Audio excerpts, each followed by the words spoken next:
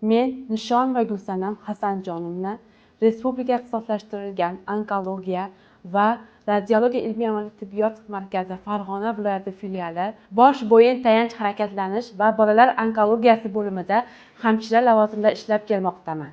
Bizning bo'limimiz boshqa bo'limlardan katta farq qiladi. Har bir xodim uchun 2 barobar mas'uliyat yuklaydi.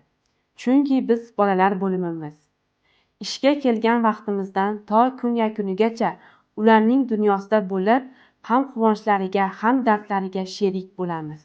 Ko'z o'ngimizda bizdan mehr kutayotgan bu bolajonlarni sog'ayib ketishlari uchun qo'limizdan kelgancha harakat qilib, bor bilim malakalarimizni ishga solamiz. O'z o'rnida texnologiya rivoji bilan hamrohang bo'lib, ularning bilim darajasini o'sishi uchun yangi g'oyalar, o'yinlar tashkil qilib, vaqtlarini mazmunli o'tkazishga harakat qilamiz.